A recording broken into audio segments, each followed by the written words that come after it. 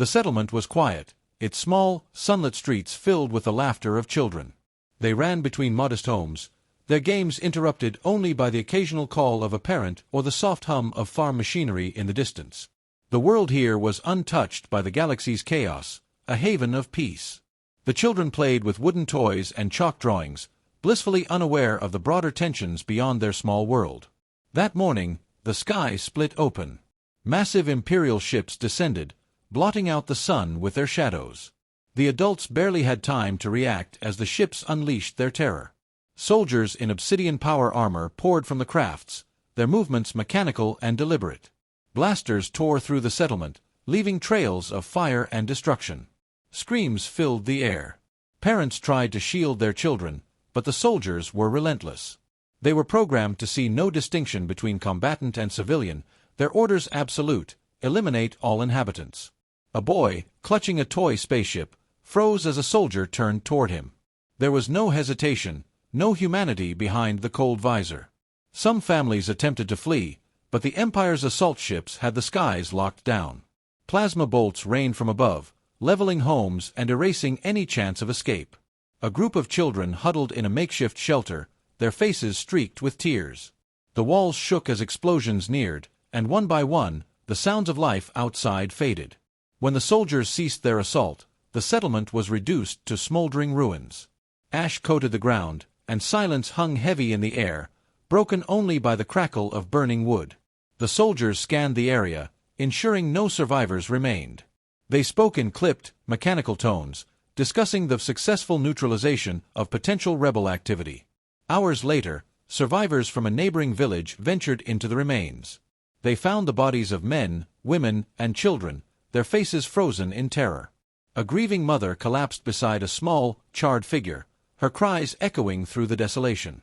Her whispered words were filled with anguish. They were his children. His children.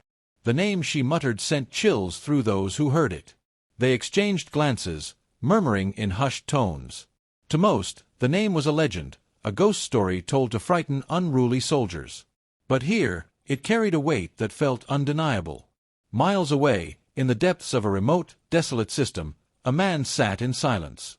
He was surrounded by relics of war, weapons, armor, and data screens flickering with outdated battle maps. The comm panel on his desk crackled to life, delivering the news of the Empire's latest atrocity. The man's hand trembled as he listened, his face a mask of stone. His silence was more ominous than any words. Slowly, he rose, his movements deliberate. He reached for a long-forgotten weapon, its surface scarred from years of use. There was no rage in his eyes, only cold, calculated resolve. The galaxy had forgotten his name. It was time to remind them who the Baba Yaga was. The Baba Yaga was not a man, not in the way most understood men to be. He was a shadow, a myth whispered by soldiers who had survived encounters with him, if they could call it survival. For decades, he had been the hand of death, a human assassin wielded by the galaxy's most powerful factions. His presence was a guarantee of victory, his reputation a promise of annihilation. Born in the chaos of humanity's early wars with alien species, he was forged into a weapon before he even had a chance to be a person. The Empire had crafted him, trained him, and unleashed him. But they had never controlled him. The name Baba Yaga didn't come from the Empire. It came from those who had seen him work. To them, he was the bogeyman, a relentless force that moved through armies like smoke, leaving nothing but death in his wake. But even the sharpest blades dull over time. The killing, the endless violence, it wore on him. There came a day when he disappeared, vanishing without a trace. The Empire thought him dead, a relic of a more brutal era. They moved on, expanding their dominion, secure in their belief that the ghost of the Baba Yaga was no longer a threat. He had not died. He had found something else.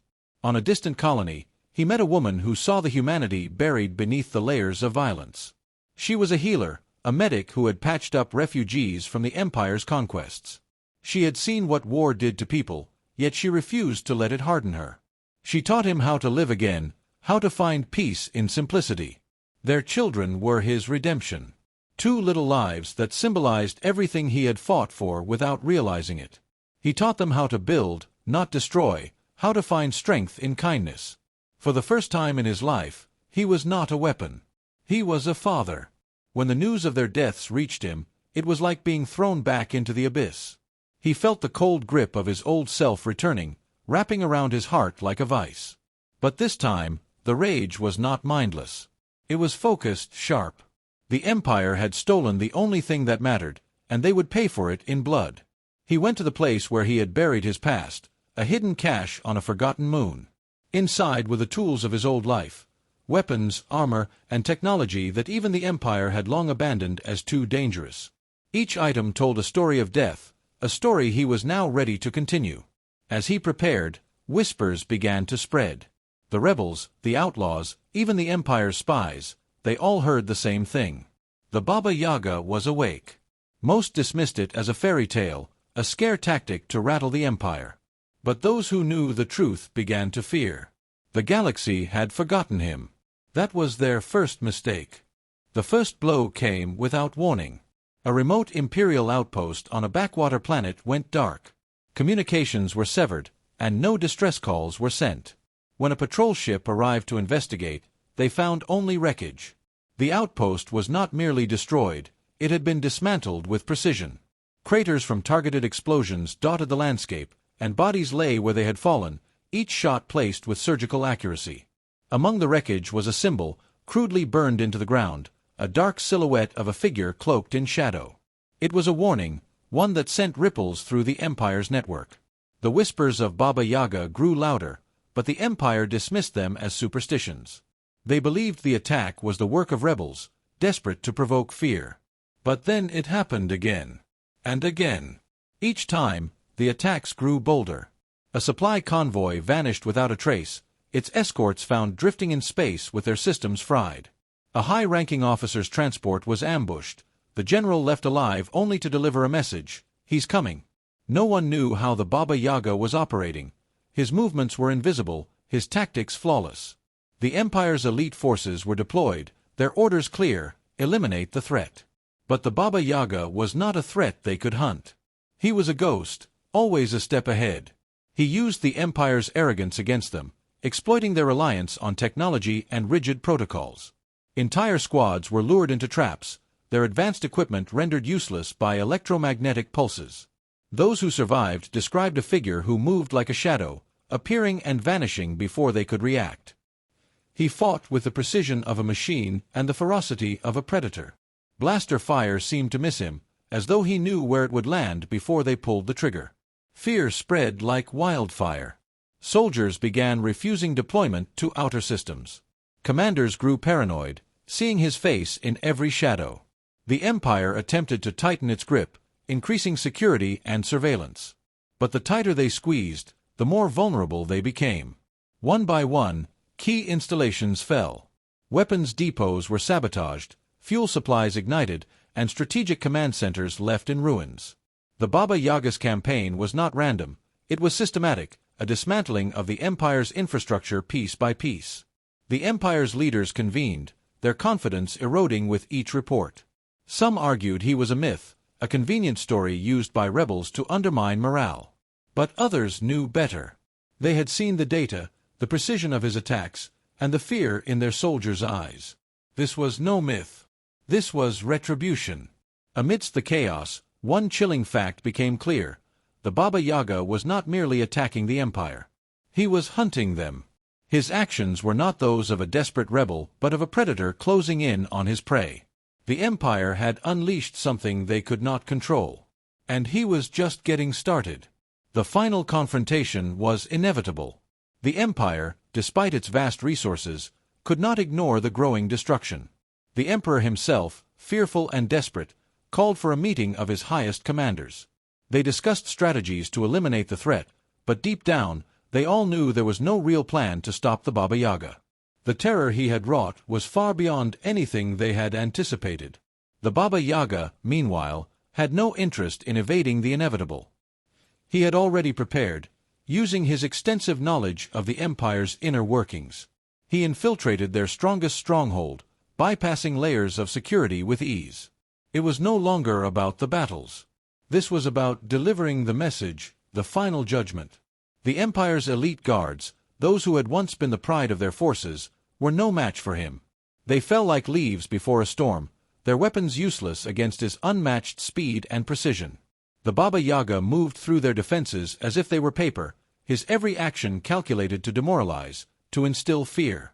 The Emperor, as always, remained locked in his fortified chamber, surrounded by advisors who had long since stopped providing any meaningful counsel. His empire, now crumbling under the weight of his decisions, had no answers. He was no longer a ruler but a man cornered, grasping at straws. He believed that if he could just survive the night, he would have time to regroup. But deep down, he knew that hope was a fool's dream. The Baba Yaga reached the heart of the Empire's command center. No one could stop him now. The Emperor's voice crackled through the intercom, demanding the man's surrender. He offered promises of power, of influence, of survival. But the Baba Yaga had no interest in negotiation. He had heard all these words before, empty assurances from those who believed themselves untouchable. In a calm, calculated moment, the Baba Yaga shut down all systems, trapping the Emperor in his own fortress. His face appeared on every screen, not as a savior but as an executioner. There were no demands, no threats, only the silent acknowledgement that it was time to pay for the crimes against humanity. The Emperor's pleas for mercy were met with the cold, unyielding finality of the man who had known nothing but death. When the deed was done, the Baba Yaga addressed the galaxy. His voice, amplified across every communication channel, was steady, devoid of emotion. Let this be a warning. Humanity may be small, but we are not weak. Harm us, and you will answer to me. The Empire crumbled in the wake of his message. Its leaders scattered, its fleet shattered. What remained of their vast machinery fell into disarray, their structure too fragile to withstand the weight of one man's vengeance. The Baba Yaga vanished into the shadows once more, leaving behind a galaxy forever changed. In the aftermath, humanity stood taller. The stories of the Baba Yaga spread to the farthest reaches of the galaxy. He was a myth, but not one to be dismissed. He was a reminder that, even in the darkest corners of the universe, a reckoning could come from the most unexpected place. The Empire had learned too late that underestimating the heart of a human could be its undoing.